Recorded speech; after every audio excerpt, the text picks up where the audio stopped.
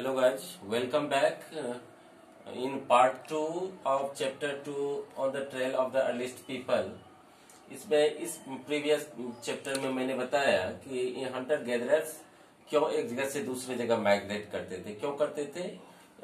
For livelihood, in search of livelihood, in search of good quality stone, in search of food and in search of water.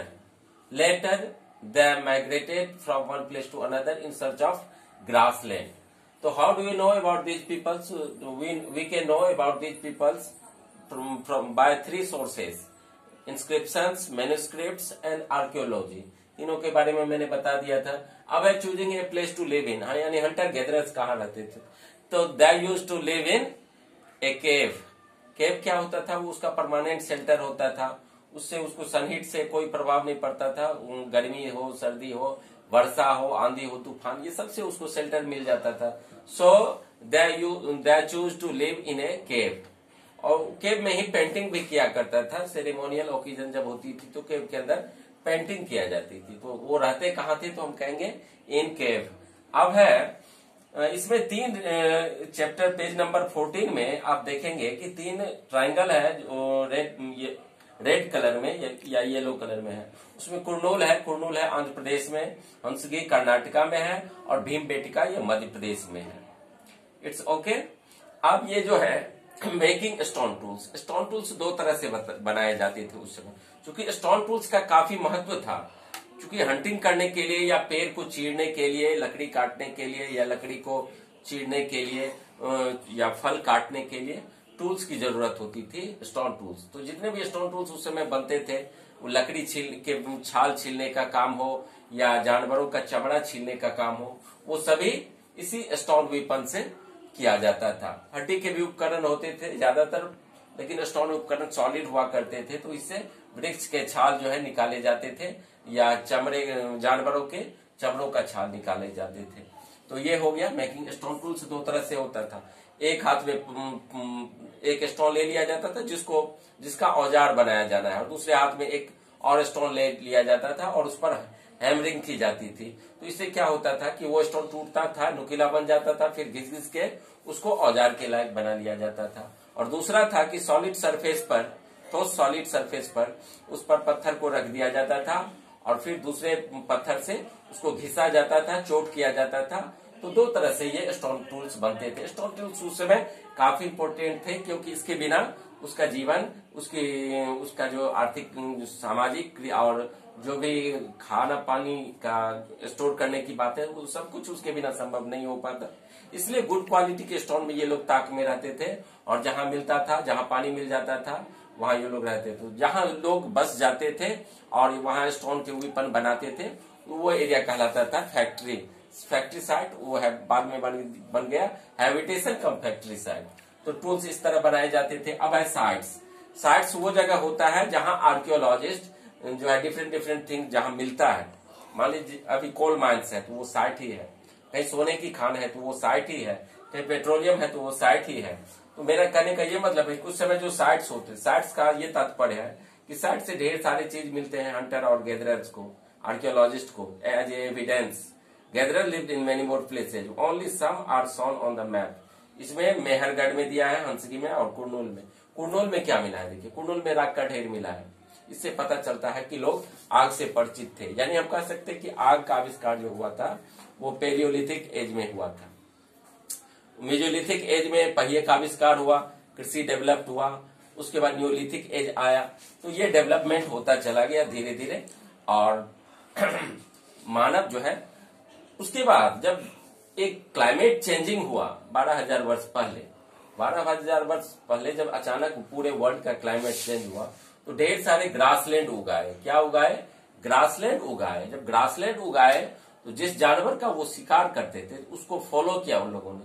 तो देखा कि ये गाय भैंस बैल बकरी जो घास पर निर्भर थे, तो उन लोगों ने जाना कि घास से यदि हम इसको पाले जहां ग्रासलैंड हो तो हमें इससे मांस भी मिलेगा और ऊन भी मिलेगा और इसके छाल भी मिलेंगे, दूध भी मिलेगा इससे. तो वो अब हर्डर से हंटर गैदरर से अब हर्डर बन गए. यानी अब कुछ वो मवेशी को पालने लगे. जैसे गाय हुआ, दूध के लिए भेड़, दूध, ऊन और मांस के लिए, या बकरी मांस और दूध के लिए, या भैंस दूध के लिए। तो ढेर सारे वाइल्ड डोमेस्टिक एनिमल अब हो गए। एक पहला the first animal which was tamed by the man was dog, wild dog.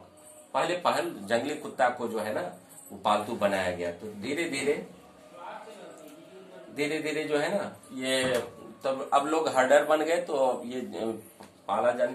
उसके बाद जब ग्रासलैंड उगाए तो इन लोगों ने ये हंटर गैदरर्स को ये मिला कि कुछ पौधे ऐसे भी थे जिसमें दाने थे। तो ढेर सारे दाने, इन लोगों ने क्या किया कि दाने को स्टोर किया, उसको बनाया, खाना उसका बनाया और भोजन किया, और कुछ पार्ट जो है वो रख लिया, फिर उसको खेती के लिए यूज कर लिया जाता था। तो इस तरह से उसको अब एग्रीकल्चर का भी ज्ञान हो गया धीरे धीरे। अब क्या है, अब एग्रीकल्चर हो गया। तो एग्रीकल्चर जब हो गया तो उसने जानवरों को पालना शुरू किया, कुत्तों को पालना किया, ताकि फसल से किसी जंगली जानवर से क्षति ना हो। एक बात मैं बता दूं कि इस समय जो हंटिंग गैदरिंग होती थी ना, तो ढेर सारे ऐसे जानवर थे उस समय जो कि आदमी से भी ज्यादा पावरफुल थे। तो हंटिंग के दरमियान उन लोगों को ज्यादा अलर्ट रहना पड़ता था कि कहीं कोई हिंसक जानवर उस पर अटैक न कर दे। तो they had to be good presence of mind, they had to be alert, उसको अलर्ट रहना पड़ता था। और वो अकेले नहीं, कम से कम कुछ लोग ग्रुप बना करके वो लोग हंटिंग के लिए जाते थे। हंटिंग का काम ज्यादा पुरुष किया करते थे और फूड गैदरिंग का काम उसके बच्चे या महिलाएं या पुरुष तीनों किया करते थे। तो इतना आप लोग समझ गए। भीमबेटका याद रखना, ये मध्य प्रदेश में है, कुर्नूल आंध्र प्रदेश में है जहां राख के ढेर मिले हैं, और हंसगी ये कर्नाटका में है। ये तीन चीज आप पाएंगे। तो स्टोन कैसे बनाया जाता था उस समय ये जान गए। अब साइट समझिए। साइट के बारे में मैंने कहा कि जहां आर्कियोलॉजिकल थिंग मिला, चाहे क्वाइंस हो, टॉयज हो या वेपन्स हो, ये जहां मिला वो एरिया कहलाता है साइट। जहां एक्सकेवेशन होता है, उत्खनन होता है, आर्कियोलॉजिस्ट करवाता है उत्खनन। और धरती के अंदर जो भी होता है बरीड अंडर द अर्थ, उसमें जो भी मटेरियल आता है उसका स्टडी करता है आर्कियोलॉजिस्ट। अब है कि फायर, देखिए फायर के प्रमाण मिले हैं कुर्नूल से। फायर का यूज उस समय क्यों होता था? आज हम फायर का यूज करते हैं खाना बनाने के लिए या to give warm to our body. हम अपने शरीर को जाड़े में गर्मी देने के लिए आग का यूज करते हैं और खाना बनाने के लिए करते हैं, दो ही पर्पस। उस समय आग का यूज किया जाता था क्यों? To cook meat, for light, to scare away wild animals. उस समय जो भी खतरनाक जानवर, उससे बचने के लिए चारों तरफ क्या किया जाता था? आग लगा दिया जाता था, आग जला दिया जाता था। और भोजन पकाना हो, मीट पकाना हो तो वो आग पर ही होता था। और प्रकाश के लिए भी उस समय स्रोत नहीं जो थे, वो फायर ही था। फायर के ढेर ये मिले हैं कहां से, याद रखना है आपको। ये कहां से मिले हैं? कुर्नूल से मिले हैं। ग्रासलैंड समझ गए। ग्रासलैंड जब उगाए तो इन लोगों ने खेती करना सीख लिया। उसके बाद है पेंटिंग। तो उस समय के जो पेंटिंग होते थे ना, तो वो गुफाओं के अंदर जो पेंटिंग होती थी, तो उस समय कलर नेचुरल तो नहीं थे। उस समय कलर होता था वृक्ष की छाल, लकड़ी का या मेटल्स का, ये दो का कलर होता था और उसी कलर से पेंटिंग किया जाता था। पेंटिंग में जनरली जंगली जानवरों का जो है ना चित्र होता था, या ये दिखाया जाता था कि कोई जानवर तेजी से भाग रहा है और हंटर जो है उसका पीछा कर रहा है दौड़ते हुए। तो ये सब दिखाया जाता था उस समय। फ्रांस में जो है ना, फ्रांस के गुफाओं में जो मिला है उसमें जंगली जानवरों के ढेर सारे पेंटिंग है, और वो ये बताता है कि ये लोग पेंटिंग में सिद्धांत थे, लेकिन केमिकल कलर उस समय ये नहीं था।